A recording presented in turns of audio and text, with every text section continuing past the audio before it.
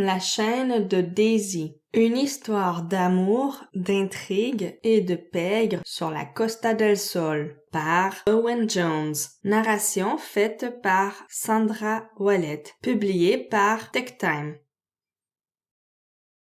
Daisy, une histoire entre vengeance et rédemption par Owen Jones, traduit par Florian Platel. Copyright avril 2023, Owen Jones, Bangkok et Fuengirola, Espagne. Le droit d'Owen Jones d'être identifié comme l'auteur de cette œuvre a été revendiqué conformément aux sections 77 et 78 du Copyright Designs and Patents Act 1988. Le droit moral de l'auteur a été revendiqué. Dans cette œuvre de fiction, les personnages et les événements sont soit le fruit de l'imagination de l'auteur, soit utilisés de manière entièrement fictive. Certains lieux peuvent exister, mais les événements sont totalement fictif. Daisy, une histoire entre vengeance et rédemption par Owen Jones, publié par Megan Publishing Services, https://meganthemisconception.com. Dédicace. Cette édition est dédiée à ma femme, Pranam Jones, qui me rend la vie aussi facile que possible. Elle fait un excellent travail à cet égard. Merci également à Wes Waring pour ses conseils sur les fusils de précision. Le karma vous rendra tous l'appareil. Citation inspirante.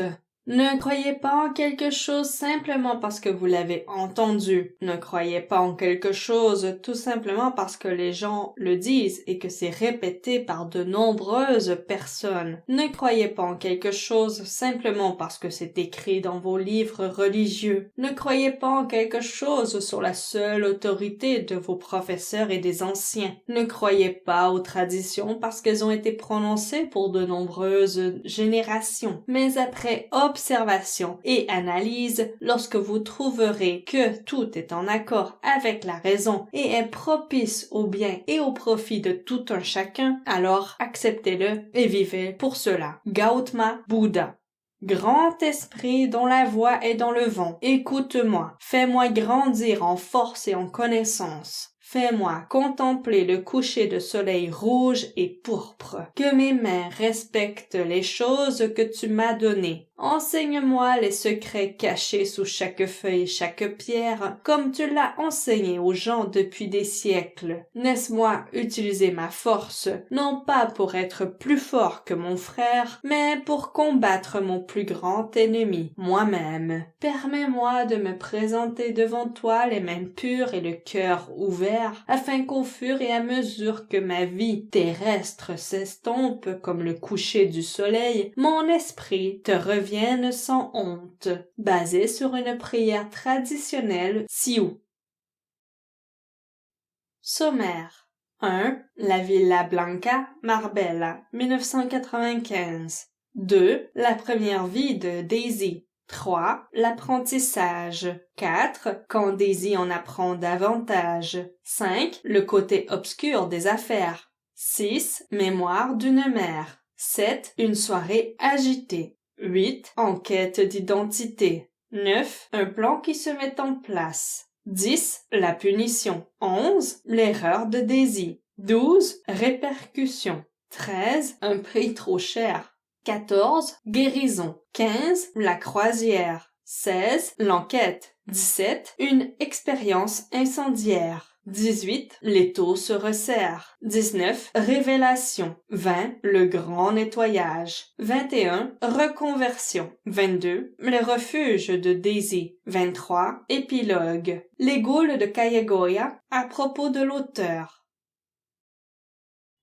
1. La Villa Blanca, Marbella, 1995. Teresa était allongée sur le lit, respirant profondément, un large sourire illuminant son visage, à côté de son patron, John, qui, à 65 ans, avait subi beaucoup trop d'outrages dans la vie pour être capable de jouer un rôle actif dans un amour passionnel. Il aimait qu'elle jure pendant leurs ébats, mais cela ne lui venait pas naturellement, et elle oubliait généralement de le faire dans le feu de l'action. Teresa avait 42 ans et était fière que John soit son amant. En fait, elle l'aimait depuis des années, malgré la grande différence d'âge. Elle avait été attirée pour la première fois par cet Anglais distingué lorsqu'il venait lui acheter des produits sur le marché de Fuengirola, et elle était tombée amoureuse de lui presque dès le premier jour. Il l'avait engagée comme cuisinière et gouvernante. Elle était loin de se douter à l'époque que ses fréquentes visites au marché étaient des prétextes pour la voir. C'était génial, Terry, ma chérie. Oh oui, tu sais très bien t'occuper de moi. Teresa roula vers lui pour se pelotonner contre son corps. Elle mit son bras droit sur la poitrine de son amant et ils s'embrassèrent. Tu es la meilleure, lui dit-il. C'est facile pour moi de te rendre heureux, Johnny, parce que je t'aime. Tu es mon héros et mon sauveur, répondit-elle comme elle le faisait souvent. Un bruit sourd, comme une explosion, retentit depuis l'extérieur. Le téléphone sonna alors que John tendait le bras pour l'attraper. C'était la personne qu'il était sur le point d'appeler. Il le savait. Qu'est-ce que c'était, Tony? Demanda-t-il, sans la moindre trace d'anxiété dans sa voix. Je ne suis pas sûr, patron, mais on n'a pas été touché. Il fut interrompu par une deuxième explosion similaire à la première, puis une troisième d'un autre genre. Ça vient d'un peu plus loin sur la route. J'ai l'impression que ça se passe chez O'Leary d'après la fumée. Je sors pour essayer d'en savoir plus. Tony était costaud, une armoire à glace, mais chauve. C'était le chef de la sécurité de John, et cela faisait 10 ans qu'il travaillait pour lui. John l'entendait courir via le téléphone. Il ne respirait même pas fort, puis il s'arrêta. Je suis à environ 200 mètres de leur portail d'entrée là. On dirait que la maison a été touchée, et leur portail. Et il y a des morceaux de moto partout. Et il y a 2 hommes à terre. En feu! Oh! Je crois qu'on les a achevés à coups de batte de baseball, sur la nuque. Pour moi, ça ressemble à une attaque de lance-roquettes. Je reviens. Je ne veux pas me faire choper comme témoin.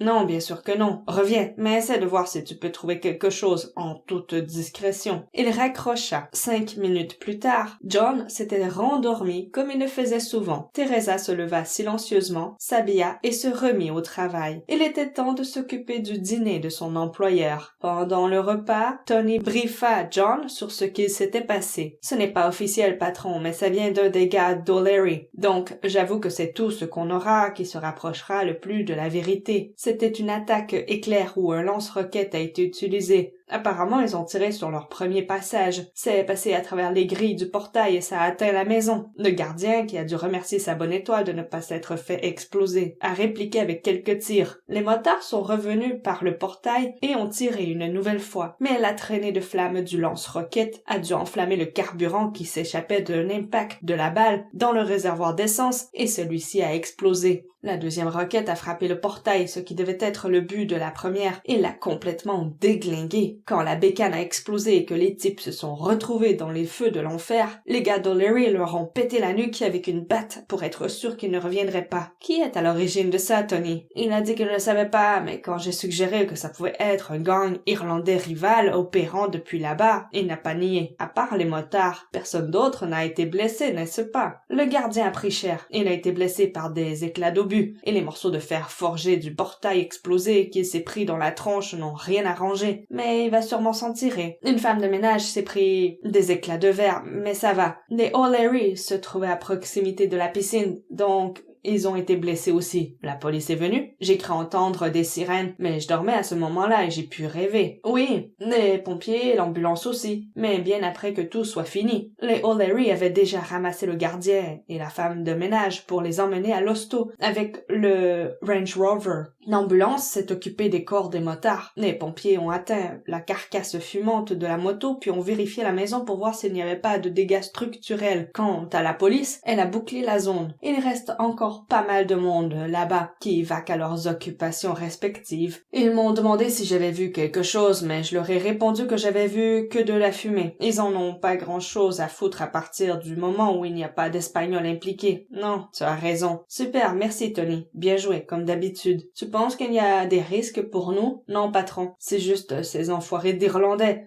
Pardon, patron. Ces Irlandais qui se disputent un territoire. Rien à voir avec nous. Mais j'ai fait appel à quelques bras supplémentaires juste au cas où. Bien, tu as déjà mangé? Demanda-t-il en se dirigeant vers la chaise. Non, mais il y aura sûrement quelque chose qui m'attend au bureau à mon retour. Merci. Comme tu veux, Tony. Tu es toujours le bienvenu, tu sais. Allez, va manger, je te verrai plus tard lors de mes tournées. John appréciait de faire 2 fois le tour du jardin près de la maison avant d'aller se coucher, une sorte de marche digestive. John Baltimore est venu pour la première fois à Marbella il y a 20 ans, quand il avait 45 ans, mais à l'époque, il venait de manière sporadique, bien que ses séjours se rallongent au fur et à mesure. Il n'a pas fui comme beaucoup avant lui. Il s'est juste fait assez d'argent et en a hérité aussi, lui permettant de réfléchir et de se dire que quitter le Royaume-Uni serait une bonne idée avant que certaines personnes, à savoir la police, le fisc et la presse, commencent à fouiner d'un peu trop près. Si on commençait à ouvrir certains dossiers, on parviendrait sûrement à remonter jusqu'à lui. Alors, il a préféré émigrer, sachant qu'il possédait, et son père avant lui, une propriété en Andalousie depuis des décennies. La presse avait surnommé la côte de la province de Malaga la Costa del Crime, mais c'était plus proche de la vérité que ce que l'on croyait, surtout par rapport à la population britannique qui, pour une minorité d'entre eux, représentait assez bien cette description. Une minorité tout de même assez importante dans la région, car une grosse partie de la mafia britannique s'était installée sur la Costa del Sol avec l'intention de mettre un terme à leurs anciennes activités criminelles, mais, l'oisiveté faisant, ils y retournèrent. Certains se contentèrent de mener leurs anciennes opérations à distance, et d'autres tentèrent de s'imposer auprès de la faune locale, espagnole ou autre, qui leur opposa une certaine résistance. Cela apportait souvent de la violence. Parfois, les Britanniques gagnaient, parfois non. John avait tout abandonné en quittant l'Angleterre, mais avait tout de même quelques affaires juteuses sous la main ici, en Espagne, pour lesquelles il perdait petit à petit de l'intérêt, même si, à cause de son acharnement au travail et n'ayant ni héritier ni épouse, il devait continuer. Il avait été marié 3 fois, sans compter ses nombreuses conquêtes extra-conjugales. Beaucoup de ses maîtresses ont prétendu porter son enfant, mais il n'en a jamais accepté la responsabilité, pour aucune, parce qu'il avait toujours l'espoir d'avoir un jour un héritier légitime. Mais ce jour n'arriva jamais, et, à son âge, cela faisait longtemps qu'il avait perdu l'espoir d'en avoir jamais un. Il avait des projets pour que Teresa ne manque jamais de rien, comme il l'avait fait pour ses vraies épouses, et il caressait l'idée de donner le reste à une association caritative s'occupant de femmes ayant connu des moments difficiles. Son père et lui avaient souvent été responsables d'avoir mis des femmes dans ce genre de situation. Ce n'était donc qu'un juste retour des choses. Le père de John, dont il porte le prénom, bien que son père se soit initialement appelé Sean, avait été envoyé par sa mère de Londres à Dublin pour l'empêcher de s'impliquer dans un soulèvement revendiqué par l'Irish Republican Brotherhood, dont des rumeurs avaient commencé à se répandre au sein des cercles concernés dès la fin de 1914. Ils avaient prévu d'utiliser l'avantage que représentait la participation active des Britanniques dans la Première Guerre mondiale. De plus, l'Allemagne leur avait offert des armes afin qu'ils puissent organiser une sorte de révolte. Elle avait eu peur pour sa sécurité après qu'un ami lui avait dit que John pensait de plus en plus sérieusement à rejoindre la cause, réunir l'Irlande et se débarrasser de l'influence de Westminster. Il était devenu un délinquant dans le quartier de l'East End à Londres la première année de la Première Guerre mondiale, mais vivait dans la chambre d'une maison où des réfugiés belges étaient logés. Il y avait des centaines de milliers de réfugiés belges au Royaume-Uni, dont la plupart étaient des femmes et des enfants. Il avait remarqué que beaucoup d'entre elles devaient faire le trottoir pour s'en sortir. Alors il eut la judicieuse idée d'emprunter de l'argent à un usurier pour louer une maison, qu'il transforma en bordel. Il avait engagé 10 femmes belges plus ou moins jeunes, qu'il faisait travailler nuit et jour toute la semaine, et à la fin de l'année, il possédait une dizaine d'affaires de ce genre. En 5 ans, il parvint à devenir le propriétaire de tout un tas de maisons. La première chose qu'il fit après avoir commencé à gagner de l'argent fut d'appeler ses jeunes frères pour venir l'aider dans ses affaires, nouvelles, mais incroyablement compliquées. Il devint millionnaire avant ses 30 ans, ce qui le rendait particulièrement fier, lui qui était arrivé à Londres en 1914 avec moins d'une livre en poche. John Jr. était le fruit d'une de ses nombreuses liaisons, entretenues avec les travailleuses, mais pas une liaison avec l'homme qu'il avait appelé père, son père adoptif, parce que ses propres parents avaient été tués par sa propre famille dans 2 fusillades distinctes. John Senior avait adopté John Junior parce qu'il avait honte de ce que son frère avait fait et de la manière dont sa progéniture s'était vengée. Le bruit courait également du manque de vigueur des spermatozoïdes présents dans la famille, et John Junior avait toujours pensé qu'il suivait ainsi la tradition de ses antécédents masculins.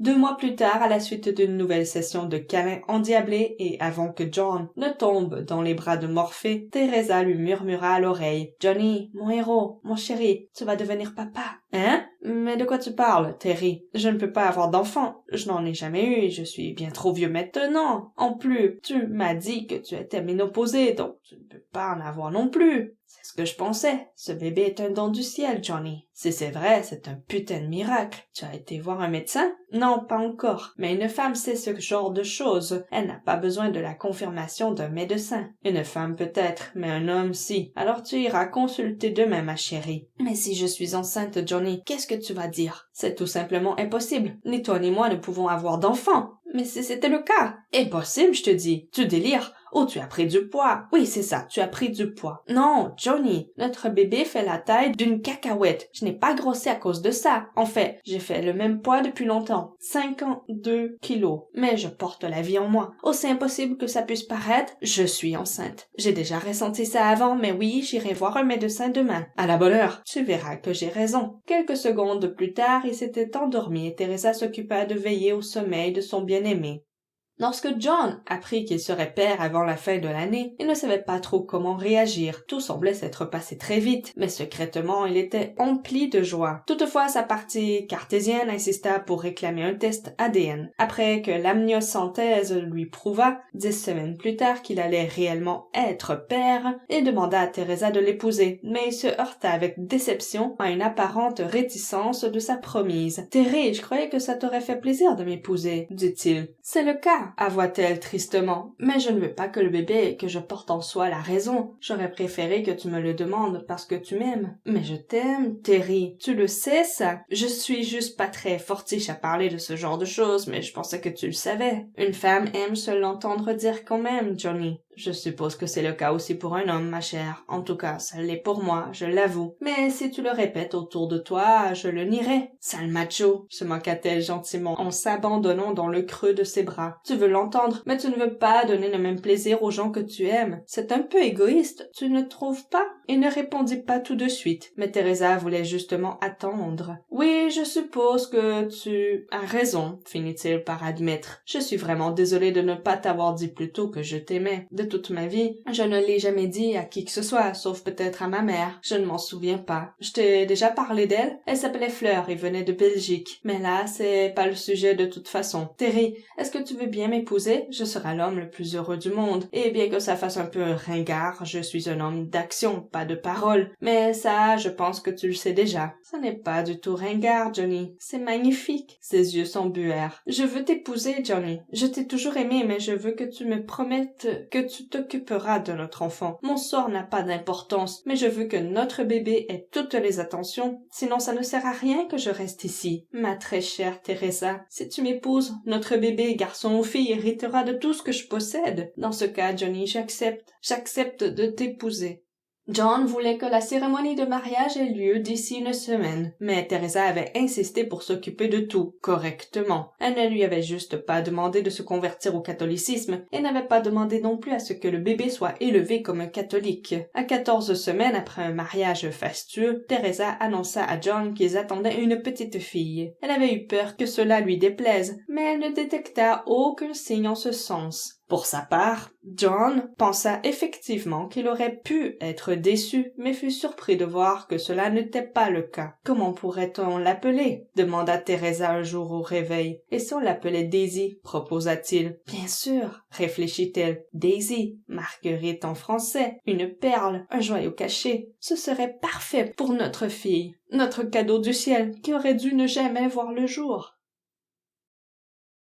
2. La première vie de Daisy. La grossesse de Teresa, sa 3e, bien que les autres se soient terminées prématurément, s'est déroulée sans problème, même si elle était naturellement anxieuse à cause de ce passif. John en était conscient et lui avait fourni une infirmière privée ainsi qu'une deuxième voiture pour que le jardinier puisse l'emmener à l'hôpital au cas où ni lui ni Johnny n'auraient été disponibles. Cependant, tout se passa bien. Daisy naquit à la maison le 14 décembre pendant un après-midi ensoleillé, avec l'assistance d'une sage femme envoyée par la compagnie d'assurance de la famille. L'accouchement se déroula sans aucun problème et John explosa de joie à la vue de sa magnifique femme tenant dans ses bras leur beau bébé. John n'avait jamais été très fan de photos et pourtant, en une semaine, il en avait fait des centaines. Il les montra à ses amis et connaissances et lorsqu'il disait qu'elle avait son nez ou ses yeux, il était fier comme un coq, même s'il ne s'en rendait pas bien compte. Pour lui, elle était le portrait craché de sa mère, de sa chère Teresa, et il n'aurait pas voulu qu'il en fût autrement. Il ne l'emmenait jamais à l'extérieur de la propriété, mais il aimait la promener avec son landau dans le jardin, en lui décrivant les fleurs et les oiseaux, tout en s'assurant que personne ne l'écoutait. Il fit même fondre le cœur de Teresa un matin, car en voulant entrer dans la chambre de Daisy, elle le vit lui chanter « Ah, vous dirais-je, maman ». Lorsqu'il vit qu'elle l'écoutait, son visage devint rouge pivoine et elle ne le revit plus jamais chanter de la sorte. Peu de temps après, les petites balades dans le jardin cessèrent, ce qui eut également des conséquences pour Teresa, parce que John n'avait pas l'habitude de sortir seul. Il avait besoin de la compagnie de sa femme, ce qui signifiait qu'ils allaient devoir trouver une nounou. Et même si ce n'est pas vraiment ce que souhaitait Teresa, elle sentait qu'elle allait devoir céder. Elle n'avait jamais rien pu refuser à John. Les périodes où Daisy restait avec sa nounou, Lisa, commencèrent à s'allonger et à devenir plus fréquentes, au point que le bébé montrait plus d'affection envers Lisa qu'envers sa propre mère. Cela lui brisa le cœur sans qu'elle ne puisse rien y faire. À peu près à cette période, Tony remarquait que la petite Daisy était souvent seule dans son parc au milieu du jardin. Alors il décida de passer un peu de temps avec elle pour jouer. Que quelqu'un le voie jouer avec un enfant comme un idiot ne lui posait pas de problème particulier, lui qui avait toujours regretté de ne pas en avoir.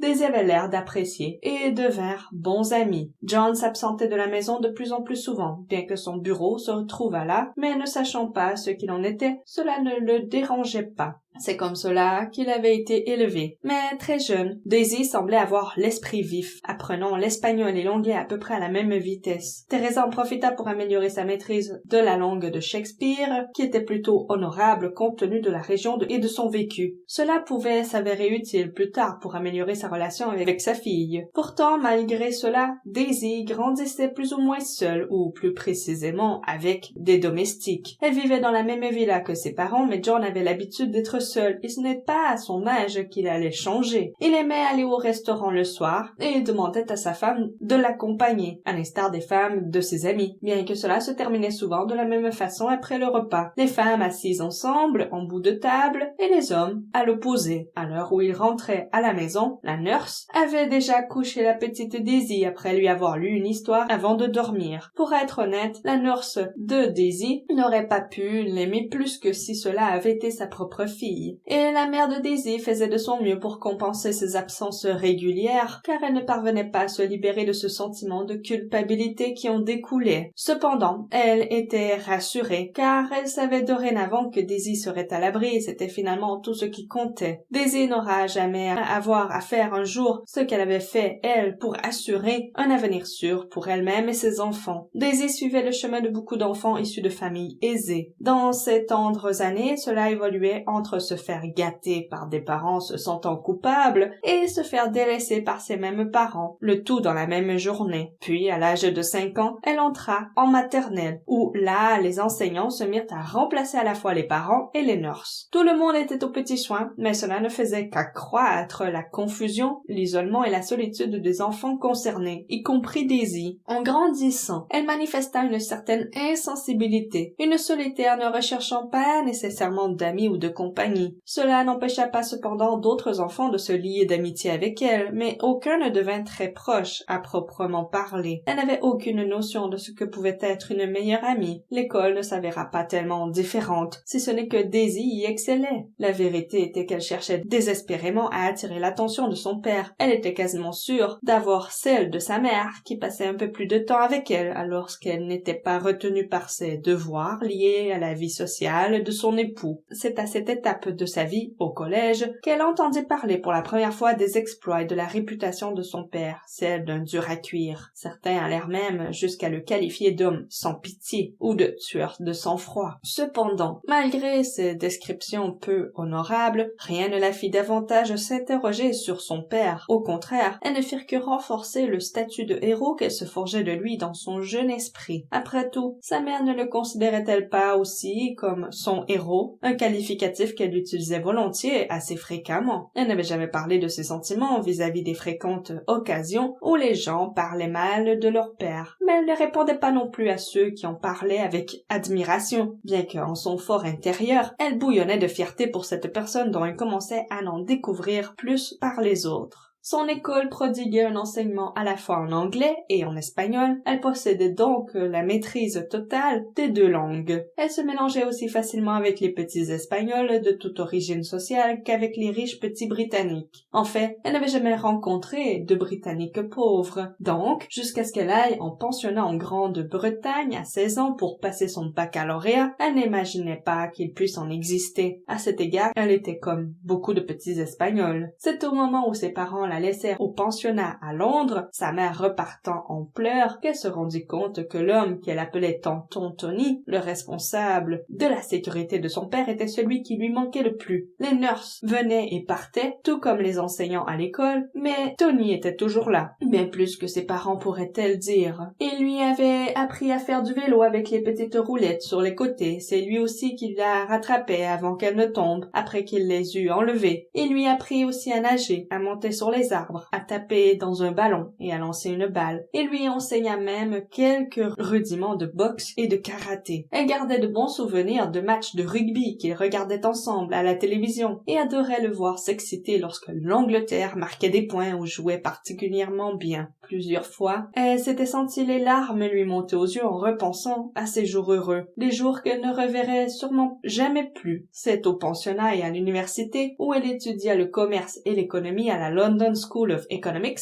LSE, qu'elle développa cette carapace de rhinocéros et cette ingéniosité de renard. Elle avait toujours eu cette incroyable capacité à se souvenir de chaque mot prononcé par quiconque à son encontre, celle de sa famille et, en particulier, de son père. Elle avait toujours eu l'habitude de tout noter dans des journaux intimes depuis une dizaine d'années, mais ce n'était qu'une façon de se souvenir. Depuis son enfance, elle avait découvert que tout ce qu'elle écrivait à la main, elle ne l'oubliait jamais. En parallèle de l'école et de ses études à l'université, elle pratiquait le MMA. C'était une experte en karaté Kyokushinkai, une forme de full contact, et elle avait étudié l'aïkido et la boxe après avoir quitté l'école. John et Teresa furent les parents les plus fiers du monde lorsqu'ils allèrent voir leur fille à Londres recevoir son diplôme d'excellence. Ils célébrèrent l'événement au Ritz juste après avec des amis, puis chez des amis de Daisy plus tard en soirée. C'était une journée parfaite et peut-être la seule depuis 10 ou 15 ans où Daisy avait ressenti compter pour ses deux parents en même temps. John et Teresa lui offrirent un billet d'avion en première classe pour faire le tour du monde en récompense de sa réussite, ainsi qu'une toute nouvelle Porsche 911 Carrera S cabriolet qui l'attendait dans le garage en Espagne comme cadeau surprise, mais à leur grand étonnement, elle refusa le billet d'avion. « Je préférerais retourner à Malaga avec vous si ça ne vous dérange pas, dit-elle. Je veux aider à contribuer aux affaires familiales. Il y aura plein d'autres moments pour faire le tour du monde plus tard. Je veux travailler dans l'entreprise familiale avec toi, papa. » Papa, à 86 ans, ne savait pas trop quoi répondre, mais il sentit son cœur se réchauffer. Il étendit les bras autour de sa fille et la serra contre lui. Ce fut un rare moment d'intimité pour tous les deux. Comme alternative au billet d'avion autour du monde, les parents de Daisy lui offrirent un budget de 5000 livres à dépenser dans les magasins de Londres. John sortit son excuse habituelle de mal de dos pour esquiver le shopping, mais sa femme et sa fille savaient pertinemment qu'il n'aimait pas cela. Alors elles y allèrent, toutes les deux. Elles prirent vraiment du bon temps et, à leur retour, paradèrent devant John pour lui montrer leurs achats. Il feignit d'être intéressé, mais, encore une fois, elles savaient toutes les deux qu'il ne fallait pas s'attendre à un grand enthousiasme de sa part quand il s'agissait de mode. S'inquiétant de la presse britannique, John décida qu'il serait plus sûr pour lui de regagner l'Espagne le lendemain. Toute sa petite famille fut fut contente de pouvoir repartir avec lui. Il avait quitté la Grande-Bretagne depuis si longtemps que ce pays, et pas seulement Londres, ne signifiait plus rien pour lui. Teresa appréciait Londres, mais seulement pour le shopping, et Daisy était ravie de pouvoir commencer sa nouvelle vie. Elle se sentait plus mature, plus responsable et plus apte à connaître ses parents d'une manière qui n'aurait pas été possible lorsqu'elle était enfant. « N'as-tu pas un petit ami ou quelqu'un de spécial à qui tu voudrais dire au revoir? » demanda sa mère. « Non, » répondit-elle plutôt timidement. Mais cette réaction n'était pas due au fait qu'elle en avait un. C'était juste qu'elle était tout à fait consciente que les gens s'attendaient à ce qu'une belle jeune femme comme elle en ait un, ce qui n'était pourtant pas le cas. Teresa n'en crut pas un mot, mais n'insista pas. Le fait était qu'il y avait eu une multitude de garçons et d'hommes qui lui avaient couru après lors de ses 5 années hors d'Espagne, mais elle n'avait jamais réussi à être assez proche d'aucun sentimentalement parlant. Elle avait pourtant essayé la première année, vraiment, mais elle n'aimait pas embrasser, surtout avec la langue, et elle n'aimait pas non plus se faire peloter, et qu'on attende d'elle qu'elle plaise aux garçons. Elle avait eu 3 rapports sexuels avec 2 partenaires différents, mais n'avait pas apprécié l'expérience. Après cela, elle abandonna, et prétextait un fiancé fictif resté en Espagne pour ne pas écorner sa fierté. Elle n'a même jamais eu d'amis assez proches pour lui faire remarquer qu'elle n'avait jamais rencontré ce fiancé, qu'elle appelait Dick. Cela la faisait beaucoup rire. En anglais, Dick est le diminutif de Richard, mais c'est aussi un mot très vulgaire pour désigner un pénis. Toutes les notes de bas de page sont des notes du traducteur. Elle en était venue à la conclusion de se dire qu'elle était asexuée, mais elle savait au fond d'elle-même que ce n'était quand même pas le cas. Oui, les garçons lui plaisaient, pas les filles, mais elle ne les appréciait pas, en tout cas aucun de ceux qu'elle avait rencontrés jusqu'à présent, et elle devait reconnaître qu'ils étaient nombreux à l'université. Cependant, afin que sa mère lui lâche un peu la bride à ce sujet, elle sortit seule ce soir-là pendant quelques heures, juste pour aller voir un film et manger un hamburger. Tous les 3, surtout Daisy, étaient contents de retourner en Espagne l'après-midi suivant. 3. L'apprentissage. Le dimanche après-midi suivant leur retour, Daisy déclara à son père, après manger, « Papa, je suis prête à t'aider de la façon que tu voudras. Je veux être ton homme de confiance, enfin ta fille, ou femme, ou ce que tu veux en fait. Je pense que nos affaires seront mieux gardées si elles restent en famille. Alors si tu veux, je vais reprendre le boulot de Tony en tant que ton adjointe à partir de demain. » Elle s'était attendue, ou en tout cas avait espéré une autre étreinte de son héros de père pour cette déclaration de loyauté, mais elle fut une nouvelle fois déçue, bien qu'elle n'ait pas laissé de choses transparaître sur son joli visage depuis de nombreuses années. Ça fait une 30aine d'années que Tony est avec moi. Tu ne peux pas juste t'installer dans son fauteuil comme ça, ma chère. Et en plus, que dirait ta mère? Tony fait un travail dangereux. Je ne peux pas te mettre sur sa position. Elle en avait le cœur brisé, mais elle ne laissa rien transparaître. Je veux juste aider, papa. Je veux m'investir dans l'organisation que tu as bâtie et qui nous a offert ce style de vie, à maman et à moi. C'est très gentil de ta part, Daisy, mais je ne vois pas comment tu peux... Je vais te dire ce que je vais faire. Laisse-moi quelques jours pour y réfléchir et je reviendrai vers toi avec un poste dans l'entreprise familiale. Est-ce que ça te convient? Promis? Je te le promets, ma cocotte, d'ici la fin de la semaine. Elle adorait quand il l'appelait ma cocotte. Elle l'embrassa sur la joue. Allez, oust, laisse-moi réfléchir maintenant, dit-il.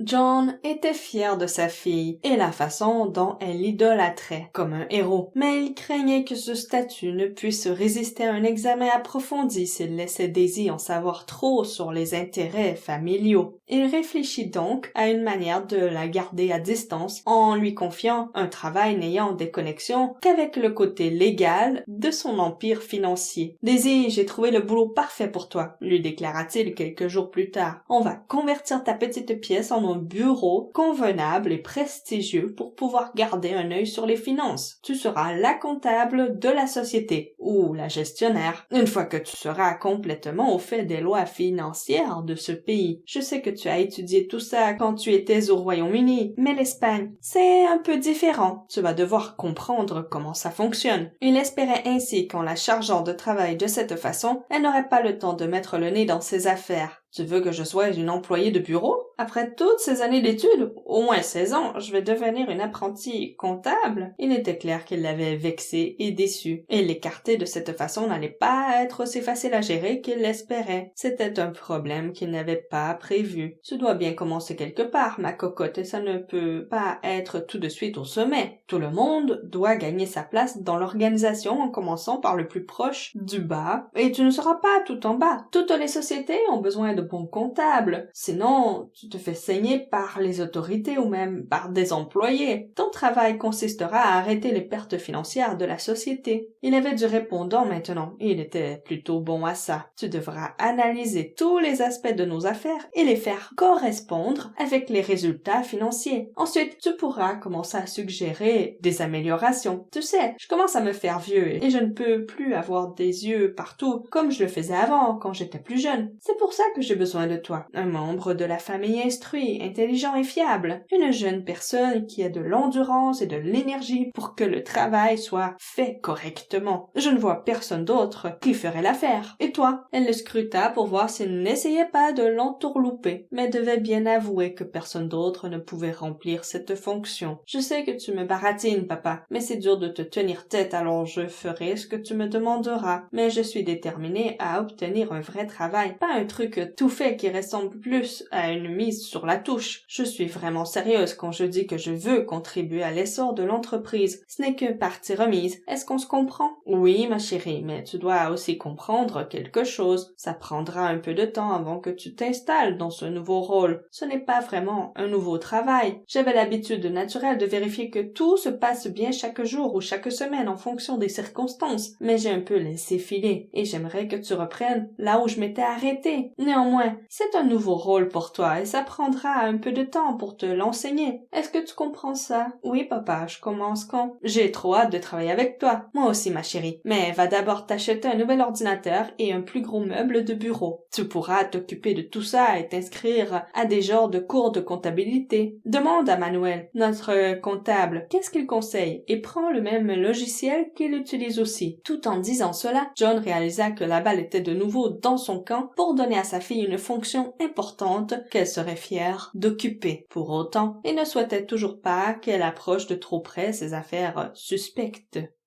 Lorsque Daisy s'assit derrière son bureau à 9 heures du matin le lundi suivant, elle alluma son Mac et contempla un logiciel de comptabilité complètement vide. Personne ne vint la voir, personne ne lui envoya aucune donnée et personne ne lui demanda aucun conseil. Cependant, elle était déterminée à ce que ce travail soit le sien. Elle se doutait que son père tentait de l'embobiner d'une façon ou d'une autre, mais elle était également certaine qu'il avait dit la vérité en avouant avoir laissé filer des choses depuis quelques années. D'une manière ou d'une autre, elle allait rattraper ce retard. Toutefois, n'ayant rien de concret à faire, elle commença sa vie professionnelle en remplissant tous les paramètres d'une douzaine de programmes sur son nouvel ordinateur, puis sortit pour déjeuner. « Comment s'est passé ton premier jour de travail pour ton père ?» demanda sa mère. « Oh, j'ai paramétré tous mes logiciels et attendu que quelqu'un me dise ce qu'il y avait à faire, ou au moins me donne des instructions sur les trucs que je suis censée examiner, comme des noms et des adresses, mais personne n'est venu. Alors j'ai fait ce que j'ai pu et je suis partie déjeuner. C'est ainsi, ma chère. Tu arriveras là où tu vas arriver à la fin. Petit à petit, l'oiseau fait son nid. Elle regarda sa mère qui était souvent encline à sortir des platitudes hors de propos, ne voulant rien dire, mais elle mangeait et ne regardait pas dans sa direction. Ensuite, elle jeta un regard à son père, mais lui aussi l'évitait. Alors papa, qui va venir m'aider à bien démarrer? Elle était déterminée à ne pas lâcher l'affaire. Pardon, ma cocotte, tu disais? Je réfléchissais. Avant que j'oublie, est-ce que Manuel t'a envoyé ce que je lui avais demandé? Je ne vois pas à quoi tu fais référence. De toute façon, ni lui ni personne ne m'a envoyé quoi que ce soit de toute la matinée. Peut-être ai-je oublié de lui demander alors. Juste une seconde. Elle pianota sur quelques touches de son téléphone et parla à quelqu'un. Non, je ne connais pas ces nouvelles coordonnées. Je vais la laisser vous la donner. Il passa son téléphone à Daisy en lui disant « Tu devrais te faire imprimer des cartes de visite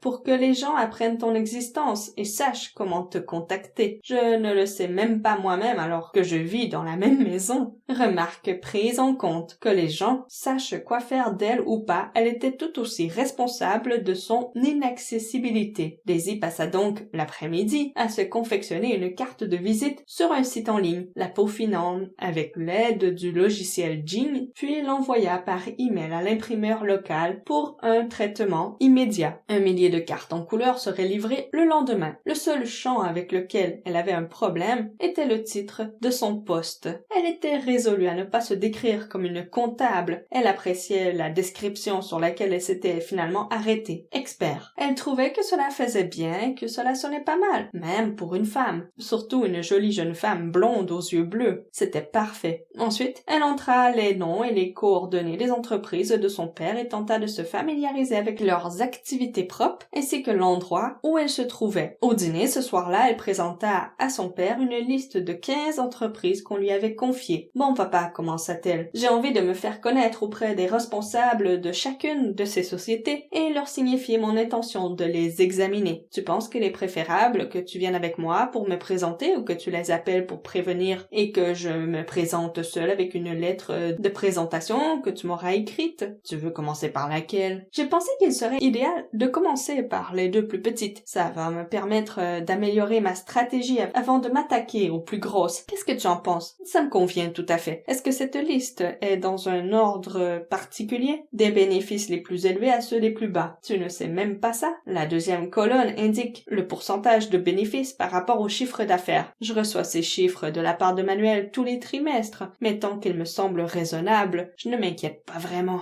Et c'était vrai. Il était multimillionnaire et ses entreprises légales couvraient largement son style de vie. Mais ses autres intérêts lui rapportaient bien plus encore. Je vais t'accompagner pour les premières sur ta liste. Ça ne pose pas de problème. Mais je ne peux pas te garantir que je pourrai le faire pour la totalité. Que dirais-tu d'1 par jour? C'est mon plan d'origine. Mais ça dépendra vraiment de ce que je pourrais découvrir. Ça pourrait prendre plus de temps pour certaines. John acquiesça d'un hochement de tête. Je prendrai ma voiture. Tu iras dans la tienne. Une fois que je t'aurai présenté, je retournerai à mes affaires et je te laisserai aux tiennes. Est-ce que ça te convient comme ça? Bien sûr, c'est parfait. Il n'y a aucune raison que tu restes là à poireauter en te tournant les pouces.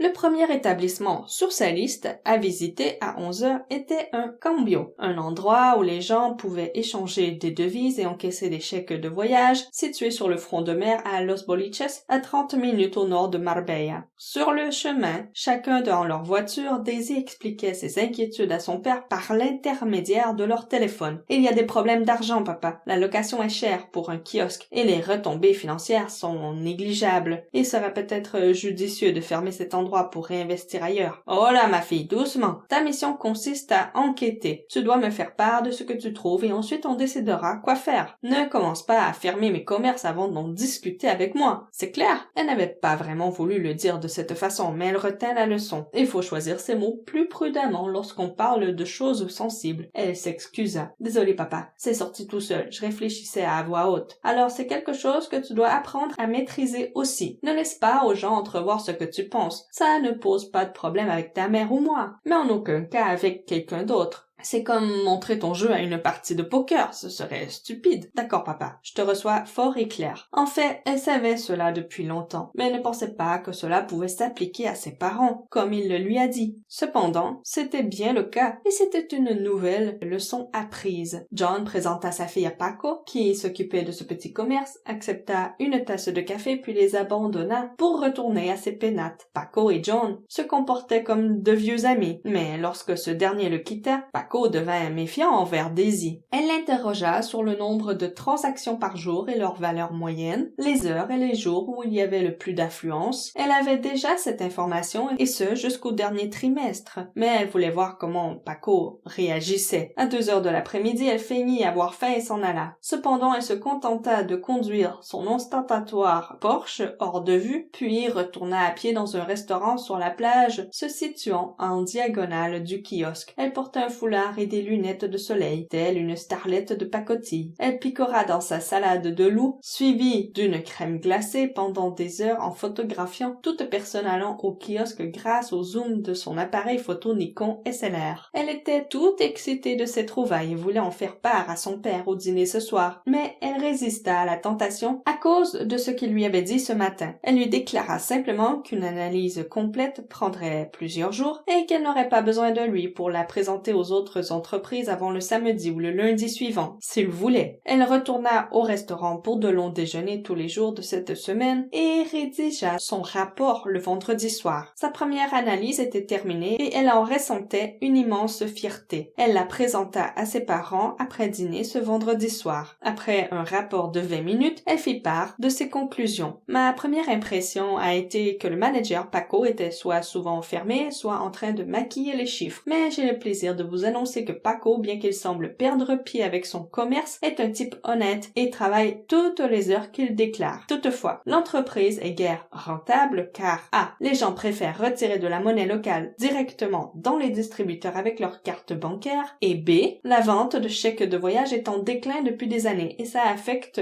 les bénéfices. D'un point de vue purement comptable, il serait préférable de fermer ce commerce. On pourrait réinvestir dans une des autres entreprises, mais je ne saurais dire encore laquelle. Elle se rassit sous les applaudissements de sa mère. Daisy s'en est bien sortie, tu ne trouves pas, Johnny? On aurait dit une vraie professionnelle. Et n'oublie pas, mieux vaut prévenir que guérir. C'est ce que je dis toujours. Ils la regardèrent tous les deux, hochèrent la tête, sourirent, puis se firent face. Daisy espérait des compliments, mais elle savait qu'elle espérait beaucoup. Merci Daisy, répondit John après quelques secondes de réflexion. Je pense que ton analyse est correcte. Fondamentalement correcte même. Nous espérons que vous avez apprécié cet aperçu. Pour continuer à écouter ce livre audio sur Google Play Livres, utilisez le lien dans la description de la vidéo.